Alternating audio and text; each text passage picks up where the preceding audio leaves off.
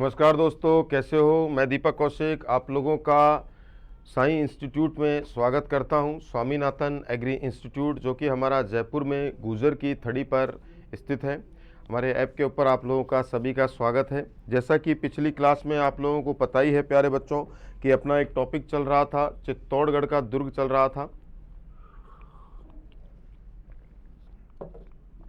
उस चित्तौड़गढ़ के दुर्ग में मैं आप लोगों को लगभग उसकी पोलों के बारे में समझा चुका था कि चित्तौड़गढ़ दुर्ग के अंदर जो पोले हैं वह 7 पोले हैं और 7 पोलों के बारे में मैंने आप लोगों को समझाने का प्रयास किया था तथा 7 पोलों में कौन सी पोल पर किसकी छतरी स्थित है, कौन से वीर योद्धा की छतरी स्थित है, कब उनका मेला भरता है या कौन सी देवी की छतरी स्थित है।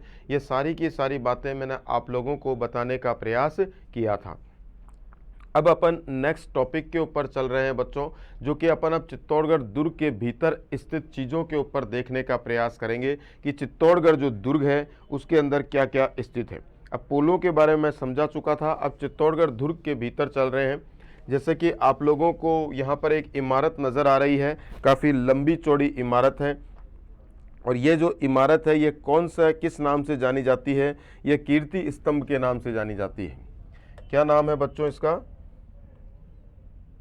एक बात याद रखना, कीर्ति स्तंभ प्रशस्ति अलग है और कीर्ति स्तंभ अलग है। तो इसका ये है कीर्ति स्तंभ।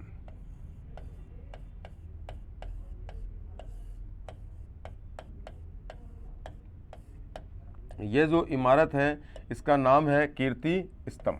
अब इस इमारत का नाम कीर्ति स्तंभ है। अब इस स्तंभ का निर्माण किसके द्वारा करवाया गया था, कब करवाया गया था और क्यों करवाया गया था।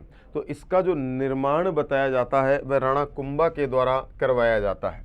तो यहाँ पर कीर्ति स्तंभ के जो निर्माता बताए गए हैं वह राणा कुंभा बताए गए हैं। किसके द्वारा करवाया गया? राणा कुंभा के द्वारा इसका निर्माण करवाया जाता है। क्लियर हो गई प्यारे बच्चों बात? अब राणा कुंभा इस कीर्ति स्तंभ का निर्माण क्यों करवाते हैं? यदि अपन इसमें देखें कि राणा कुंभा ने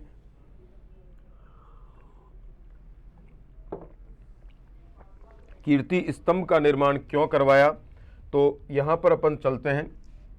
कहा जाता है कि राणा कुंभा के पिता का नाम मोकल बताया गया था। मोकल इनके पिता का नाम था। इनके पिता की हत्या कर दी गई थी। इनके पिता की क्या कर दी गई थी? हत्या कर दी गई थी। और हत्या करने के पश्चात, और हत्या किसके द्वारा की गई थी और इसमें चक्रव्यूह किसने रचा था? इसमें चक्रव्यूह रचा था मेहपा पवार ने।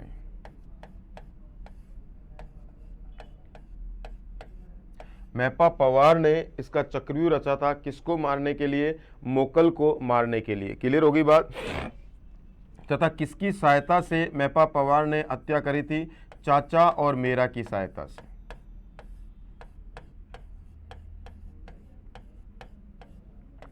चाचा और मेरा की सहायता से राणा मोकल की हत्या कर दी गई थी।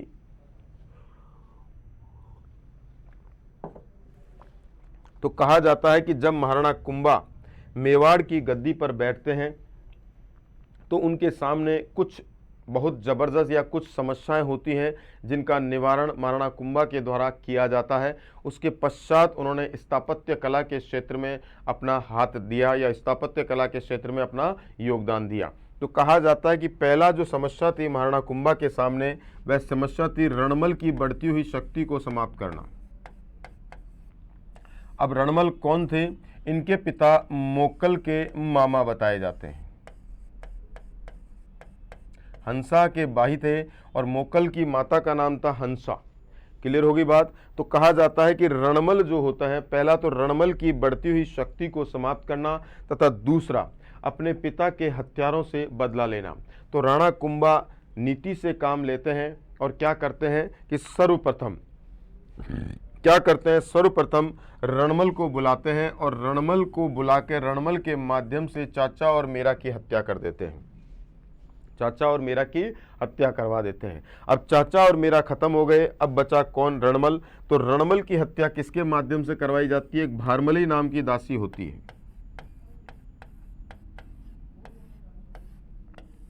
भारमली नाम की एक दासी होती है।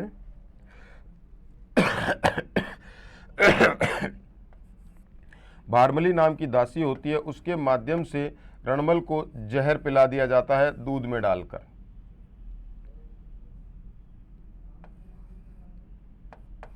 जहर पिला दिया जाता है दूध में डालकर, तो इस प्रकार से रणमल भी समाप्त हो जाता है। तो कहा जाता है कि अब बचा कौन? मैपा पंवार बचा। कौन बचा? मैपा पंवार बचा। तथा चाचा का एक बेटा होता है जिसका नाम होता है अक्का। आपको मैं कारण बता रहा हूं कि क्यों इस विजय स्तंभ का निर्माण महाराणा कुंभा के द्वारा करवाया गया था। क्लियर हो गई बात? देखो प्यारे बच्चों, तो कौन बचा? मैपा पंवार बचा और अक्का बचा।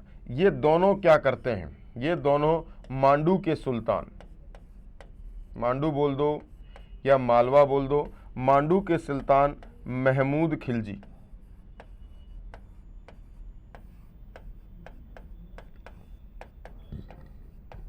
महमूद खिलजी प्रथम, महमूद खिलजी प्रथम की शरण में चले जाते हैं। जब इस बात की खबर राणा कुंभा को लगती है कि मेरे पिता के हत्यारे जो हैं वह महमूद खिलजी अर्थात मांडू के सुल्तान के पास शरण में गए हुए हैं, तो महाराणा कुंभा क्या कहते हैं? महाराणा कुंभा कहते हैं कि मेरी आपसे किसी भी प्रकार की कोई दुश्मनी नहीं है, मेरी आपसे किसी भी प्रकार की कोई दुश्मनी नहीं है। आप ऐसा करिए, आप ऐसा करिए कि मेरे पिता के इन दोनों हत्यारों को आप मुझे सौंप दीजिए, मेरे पिता के इन दोनों हत्यारों को आप मुझे सौंप दीजिए। लेकिन महमूद खिलजी क्या कहता है कि मेरी शरण में आए हुए को मैं किसी भी परिस्थिति में नहीं छोड़ूंगा, उनके संग दगा नहीं करूंगा। और यही युद्ध का कारण बन जाता है और महमूद खिलजी प्रथम तथा महाराणा कुंभा के मध्य में सारंगपुर का युद्ध होता है।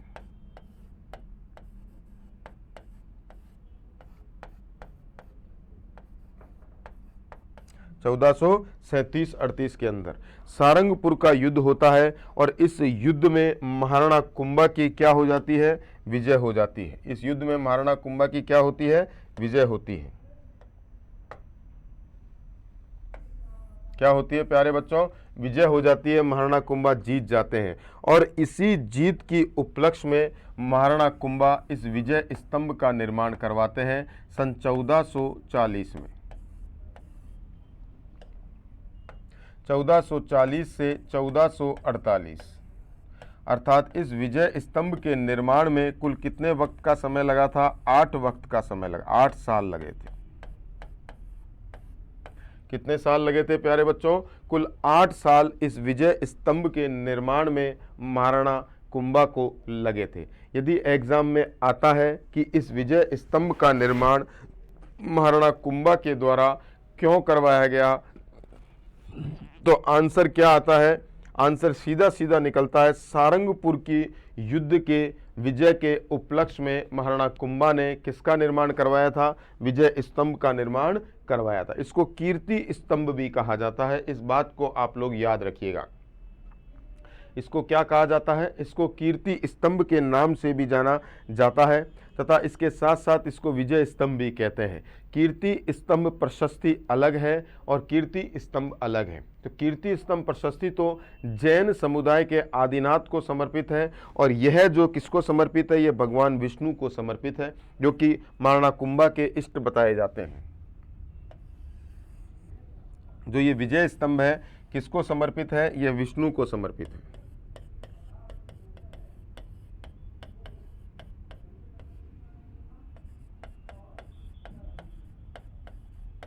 विष्णु को समर्पित है अर्थात यह वैष्णव धर्म को समर्पित है। क्लियर हो गई फिल्म दिमाग में यहाँ तक?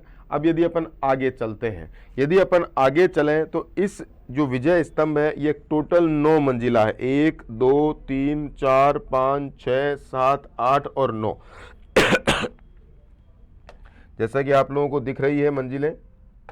ये जो विजय स्तंभ है टोटल कितने मंजिल का है? यहाँ पे 1 है, यहाँ पर 2 है, यहाँ पर 3 है, यहाँ पर ये 4 मंजिल है, यहाँ पर ये 5वीं मंजिल है, यहाँ पर ये 6ठी मंजिल है, यहाँ पर ये 7वीं मंजिल है, यहाँ पर ये 8वीं मंजिल है और यहाँ पर क्या है? ये 9वीं मंजिल है। अर्थात महाराणा कुंभा ने इस विजय स्तंभ का जो निर्माण करवाया वह कितने मंजिलों में करवाया था? 8 मंजिलों में करवाया, 9 मंजिल का करवाया था। क्लियर होगी बात। तथा जमीन से लेकर इसकी ऊंचाई, यदि अपन इसकी लंबाई देखते हैं, जमीन से लेकर इस विजय स्तंभ की यदि अपन लंबाई देखते हैं तो यह कितने फुट ऊंचा है?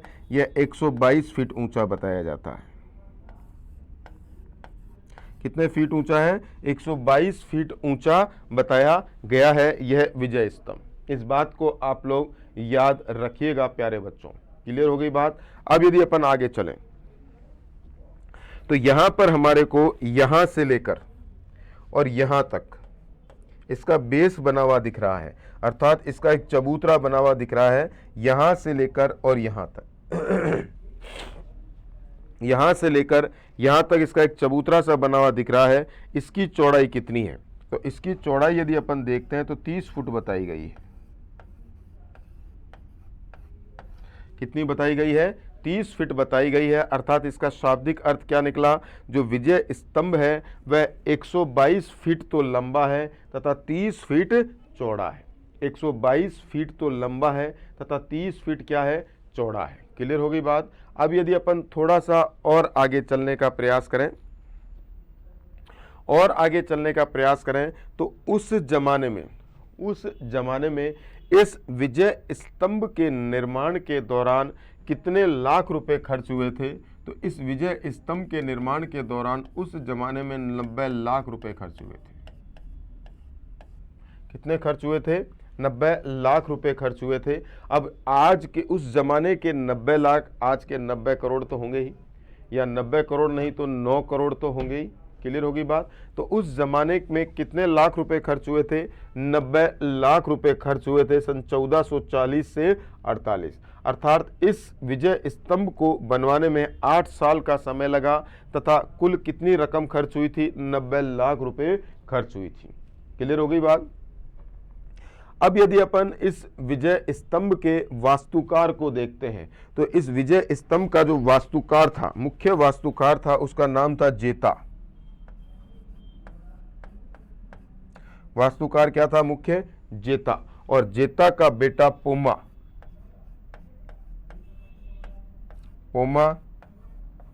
कुपा और पूजा, अर्थात टोटल कितने हो गए? 4।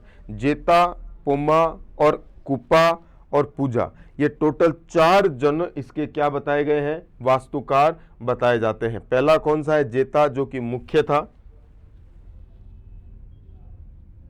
पहला कौन सा है? जेता, जो कि मुख्य था। दूसरा कौन सा है? पोमा। और तीसरा कौन सा है? कुपा। और चौथा कौन सा है? पूजा। यह इसके मुख्य वास्तुकार बताए जाते हैं जिन्होंने इसको गढ़ा था। इनको चेनी हथौड़ी से इनको गढ़ने का प्रयास किया था, अर्थात इनके शिल्पी बताए गए हैं। यहां पे मैं लिख देता हूं शिल्पी।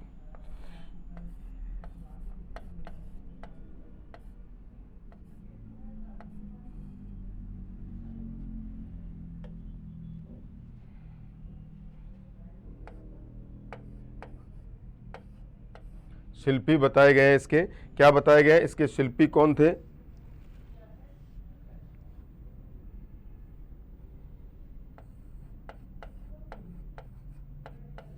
इसके शिल्पी बताए जाते हैं। इसके शिल्पी कौन थे? जेता, पोमा, कुपा और पूजा इसके मुख्य शिल्पी बताए जाते हैं। क्लियर हो गई बात प्यारे बच्चों। अब अपन इस विजय स्तंभ की जो ये दिया हुआ है हमारे सामने, जो विजय स्तंभ दिया हुआ है हमारे सामने, अब इस विजय स्तंभ की मंजिलों का अपन अध्ययन करने का प्रयास करते हैं। इस विजय स्तंभ की मंजिलों का अपन अध्ययन करने का प्रयास करते हैं। उससे पहले इसके बारे में कुछ तथ्य हैं जो कि विचारकों, इतिहासकारों और विद्वानों के द्वारा कहे गए थे। तो एक इतिहासकार होते हैं, उनका नाम होता है डॉक्टर गोट्स।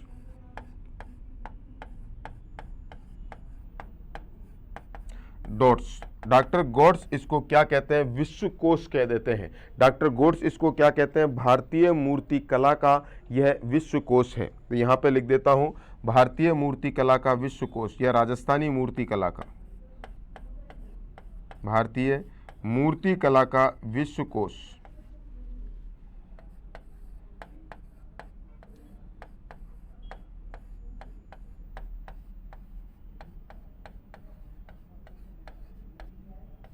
भारतीय मूर्तिकला का विश्वकोश किसके द्वारा कहा गया? डॉक्टर गोट्स के द्वारा कहा गया। क्लियर हो गई बात। इसके साथ साथ गोपीनाथ शर्मा, गोपीनाथ शर्मा भी एक इतिहासकार हुए।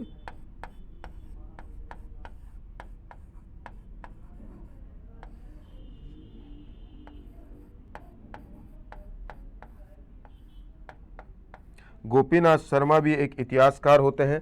और गोपीनाथ जो शर्मा एक इतिहासकार होते हैं, वह क्या कहते हैं? तो गोपीनाथ शर्मा भी एक तथ्य कहते हुए नजर आते हैं। गोपीनाथ शर्मा इसे मूर्ति कला का अजायब घर कह देते हैं।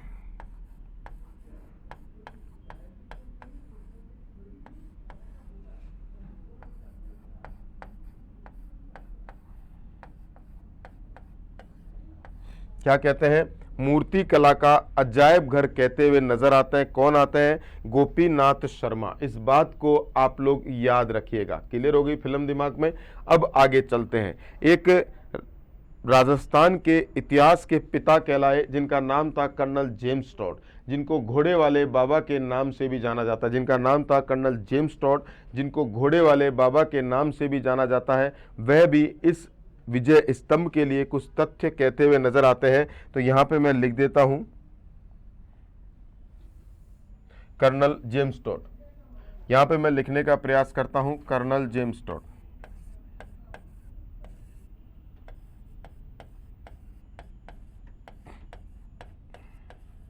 कर्नल जेम्स टॉड लिखने का प्रयास करता हूं। तो कर्नल जेम्स टॉड क्या कहते हैं?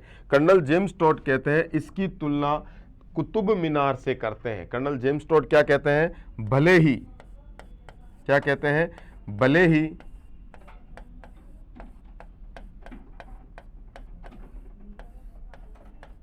कुतुब मीनार लंबाई में इस स्तंभ से बड़ी है। लंबाई कुतुब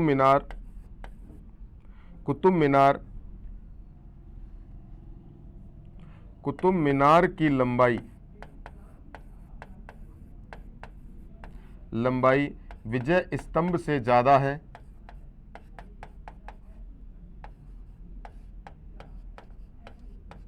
विजय स्तंभ से ज्यादा है।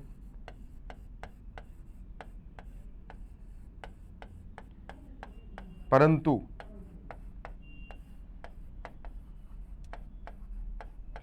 स्थापत्य कला में विजय स्तंभ ज्यादा है। विजय स्तंभ का कोई मुकाबला नहीं है। यह तथ्य कहते हुए यह शब्द कहते हैं कि परंतु स्थापत्य कला में विजय स्तंभ कुतुब मीनार से बढ़कर है।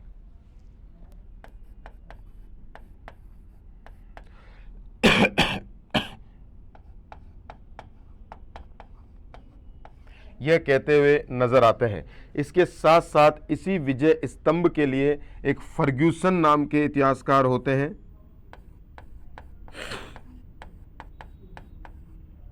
क्या नाम बताया गया? फर्ग्यूसन। तो फर्ग्यूसन क्या कहते हैं? फर्ग्यूसन कहते हैं कि इस रोम का एक टार्जन नाम की कोई मीनार है, उसकी तुलना किससे करते हैं? फर्ग्यूसन रोम के टार्जन की तुलना किससे करते हैं? विजय स्तंभ से करते हुए नजर आते हैं। तो क्लियर हो गई। तो यहां पर क्या लिखेंगे? फर्ग्यूसन ने क्या कहा? रोम के टार्जन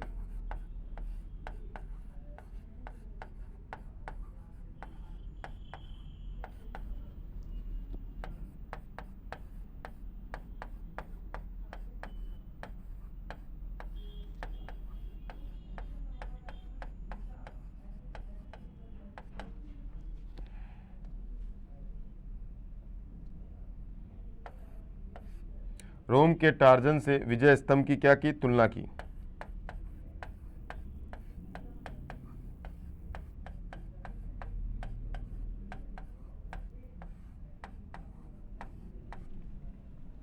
रोम के टार्जन से किसकी तुलना की? विजय स्तंभ की तुलना करते हुए नजर आते हैं फर्ग्यूसन। क्लियर होगी बात। इसके साथ साथ 1949 में इसी विजय स्तंभ पर 1 रुपए का डाक टिकट भारत सरकार के द्वारा या भारतीय डाक विभाग के द्वारा लागू किया गया था।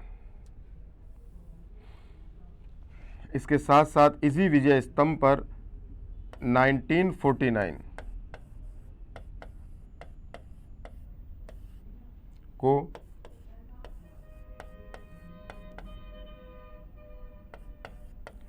भारतीय डाक विभाग के द्वारा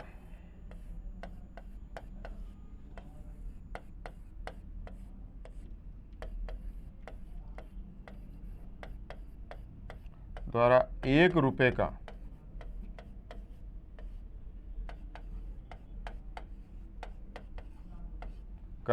डाक टिकट जारी किया गया था, याद रखना।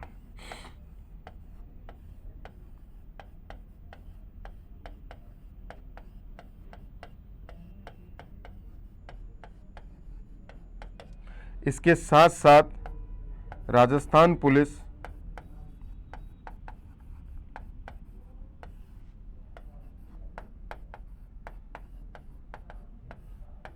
व माध्यमिक शिक्षा बोर्ड का प्रतीक चिन्ह भी यही है।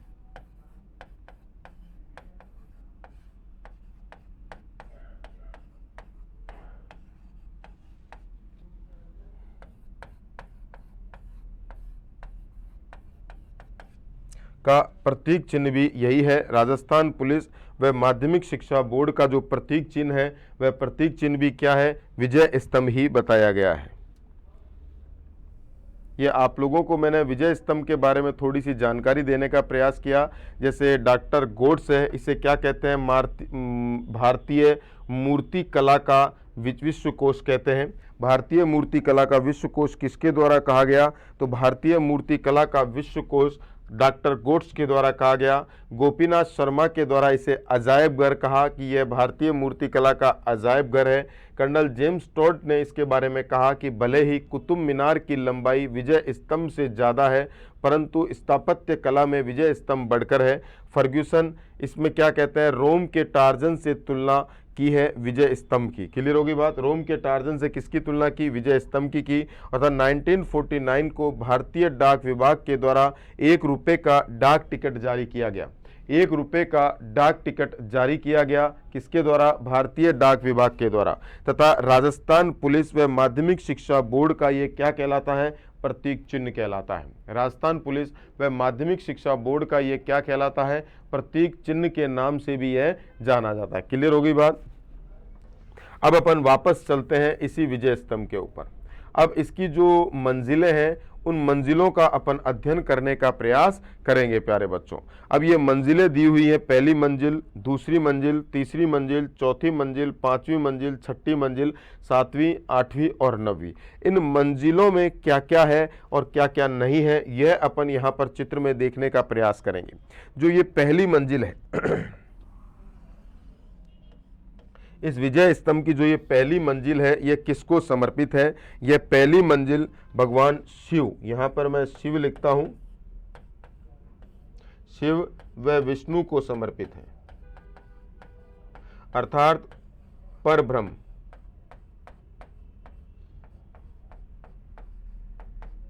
किसको समर्पित है, अर्थात परब्रह्म को यह पहली मंजिल समर्पित है, विष्णु और शिव को समर्पित है। तो ये दोनों मिलते हैं तो परब्रह्म कहलाते हैं। तो यह जो पहली मंजिल है विजय स्तंभ की, यह किसको समर्पित है, परब्रह्म को समर्पित है।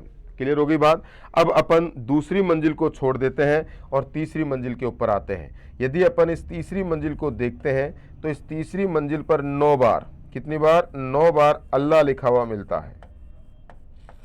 9 बार अल्लाह लिखा हुआ मिलता है। तो 9 बार अल्लाह यहाँ पर लिखा हुआ है, तो इसको देखकर हम कह सकते हैं कि यह जो विजय स्तंभ है एक प्रकार से सांप्रदायिक एकता का प्रतीक भी है। एक प्रकार से सांप्रदायिक एकता का प्रतीक भी हम इस विजय स्तंभ को मान सकते हैं। क्लियर हो गई फिल्म दिमाग में। नेक्स्ट यदि अपन देखें, नेक्स्ट विजय स्तंभ के बारे में नेक्स्ट अपन चलते हैं। तीसरी मंजिल के बारे में बता दिया, चौथी मंजिल, पांचवी मंजिल, छठी मंजिल और आठवीं, सातवीं मंजिल। अब अपन इस सातवीं मंजिल को देखते हैं। ये आ गई हमारी सातवीं मंजिल। यदि अपन सातवीं मंजिल को देखें तो इस सातवीं मंजिल पर क्या हमारे को देखने को मिलता है, तो इस सातवीं मंजिल पर हमारे को विष्णु के अवतारों के बारे में ज्ञान प्राप्त होता है। तो यहां पर मैं लिखता हूं सातवीं मंजिल पर क्या देखने को मिला,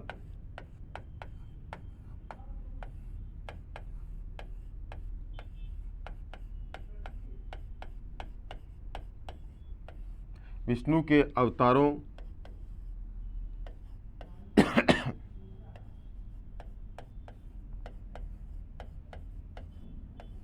विष्णु के अवतारों की जानकारी हमारे को इस 7वीं मंजिल पे देखने को प्राप्त होती है। क्लियर हो गई फिल्म दिमाग में। अब अपन चलते हैं 8वीं मंजिल पर। ये रही हमारी 8वीं मंजिल। हमारी 8वीं मंजिल, इस 8वीं मंजिल पर हमारे को कुछ भी नहीं मिलता है, अर्थात ये 8वीं मंजिल जो है ये खाली है बच्चों। 8वीं मंजिल पर किसी भी प्रकार का कोई देखने को नहीं मिलता। ये झरोके झरोके बने हुए हैं, यहाँ पर किसी भी प्रकार की कोई आकृति या कोई नाम देखने को नहीं मिलता है। अब अपन चलते हैं 9वीं मंजिल पर। ये लास्ट मंजिल है विजय स्तंभ की 9वीं मंजिल। कौन सी मंजिल है? 9वीं मंजिल। इस विजय स्तंभ की 9वीं मंजिल के ऊपर क्या गिर गई थी? बिजली गिरी थी। बिजली गिरने के कारण यह 9वीं मंजिल क्या हो गई थी? टूट गई थी। क्या हो गई थी? टूट गई थी। और टूटने के कारण इसका पुनः निर्माण मेवाड़ के तत्कालिक शासक स्वरूप सिंह जी के द्वारा करवाया गया था। किसके द्वारा करवाया गया था? स्वरूप सिंह जी के द्वारा।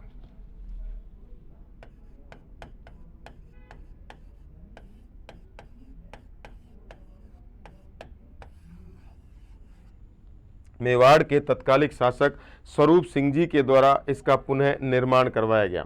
आरंभ में इसकी जो लंबाई थी बच्चों वह 120 फीट ही थी, लेकिन मंजिल टूटने के कारण और दोबारा निर्माण करवाए जाने के कारण इसकी मंजिल को 2 फीट और बढ़ाया गया। इस कारण से ये 122 फीट हो गई। यदि एग्जाम में आता है तो 122 फीट पर ही काला किया जाता है। यह था प्यारे बच्चों हमारा चित्तौड़गढ़ दुर्ग में स्थित विजय स्तंभ के बारे में पूरी जानकारी।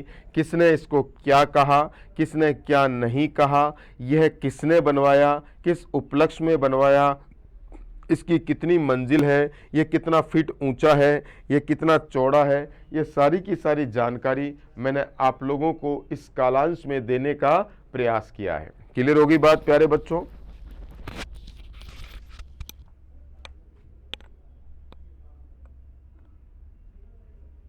इस कालांश में देने का प्रयास किया है। अब अपन नेक्स्ट टॉपिक पे चलते हैं। नेक्स्ट टॉपिक पे यदि अपन चले तो नेक्स्ट एक और हमारे को यहाँ पर इसी प्रकार का ही एक स्तंभ नजर आता है, जो कि स्तंभ क्या है? वह विजय या वह क्या है? वह कीर्ति स्तंभ प्रशस्ति के नाम से जाना जाता है। वह किस नाम से जाना जाता है? कीर्ति स्तंभ प्रशस्ति। यह हमारे पास में एक चित्र नजर आ रहा है, यह शानदार चित्र है। यह कीर्ति स्तंभ प्रशस्ति है, जो कि चित्तौड़गढ़ दुर्ग के अंदर ही स्थित है। तो यहां लिख देता हूं चित्तौड़गढ़ में।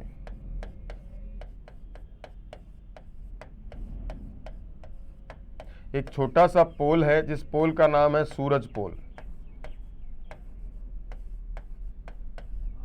मेन पोल तो है ही, हमारे पास 7 पोल हैं जो कि चित्तौड़ के दुर्ग के अंदर प्रवेश करते हुए दिखाई देते हैं, जैसा कि मैं आप लोगों को पढ़ा चुका हूं। लेकिन एक और पोल है सूरज पोल, जो साइड के रास्ते में पड़ता है। तो उस सूरज पोल के पास ही इस जैन कीर्ति स्तंभ का निर्माण करवाया गया।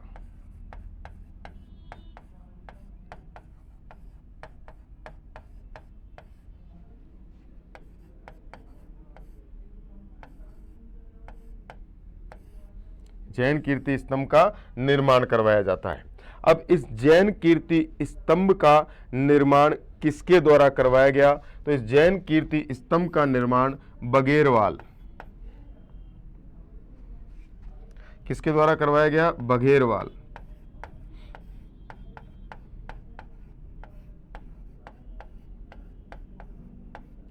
जैन जीजा के द्वारा करवाया गया। बघेरवाल जैन जीजा के द्वारा इस कीर्ति स्तंभ का निर्माण करवाया गया। इस कीर्ति स्तंभ प्रशस्ति का निर्माण करवाया गया। कीर्ति स्तंभ नहीं, कीर्ति स्तंभ प्रशस्ति।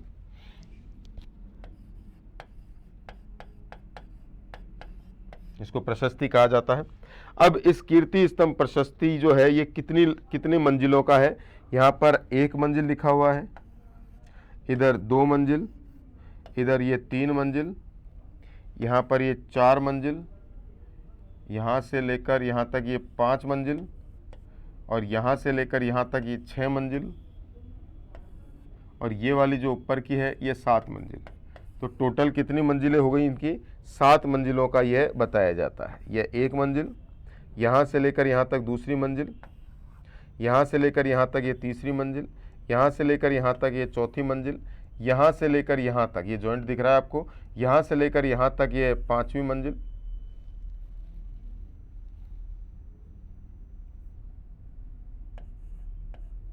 ये 5वीं मंजिल, तथा यहाँ से लेकर यहाँ तक, यहाँ से लेकर यहाँ तक ये जॉइंट है, तो यहाँ से लेकर यहाँ तक ये 6ठी मंजिल, और यहाँ से लेकर यहाँ तक ये 7वीं मंजिल। तो कुल जैन कीर्ति स्तंभ जो है टोटल कितने मंजिल का है? 7 मंजिल का बताया जाता है। कितने मंजिल का बताया गया? 7 मंजिल का बताया जाता है। तथा इसकी लंबाई यदि अपन देखते हैं, इसकी लंबाई यदि अपन देखते हैं प्यारे बच्चों, तो लगभग 72 फीट, लगभग 75 फीट इसकी लंबाई बताई, 72 नहीं है, लगभग 75 फीट इसकी लंबाई बताई जाती है। तो यहाँ पर मैं लंबाई दे देता हूँ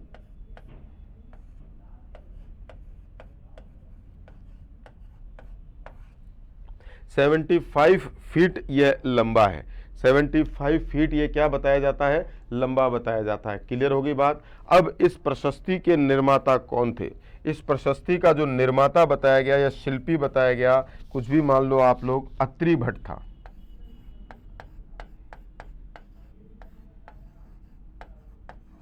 क्या नाम था? अत्रि भट्ट।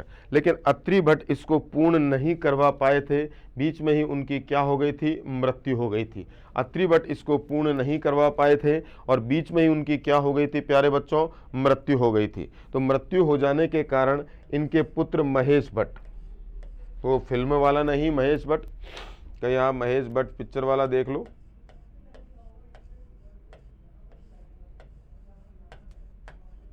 महेश भट्ट के द्वारा इसको पूर्ण करवाया गया। अर्थात कुल 2 जनों ने इसकी प्रशस्ति को लिखने का प्रयास किया। एक का नाम क्या था? अत्रि भट्ट था, और दूसरे का नाम क्या था? महेश भट्ट था। क्लियर होगी बात? यह जो जैन कीर्ति स्तंभ है, यह कौन से धर्म को प्रदर्शित करता है? यह जैन धर्म को प्रदर्शित करता है, जैन धर्म से संबंधित है। इसके साथ साथ यह जैन धर्म के कौन से संत को प्रदर्शित करता है या कौन से संत को समर्पित है? यह आदिनाथ जैन भगवान को समर्पित है। किसको समर्पित है? आदिनाथ जैन को समर्पित है यह जैन कीर्ति स्तंभ।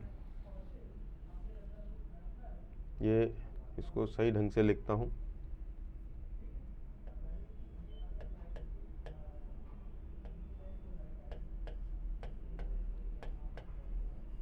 आदिनाथ को यह समर्पित बताया जाता है।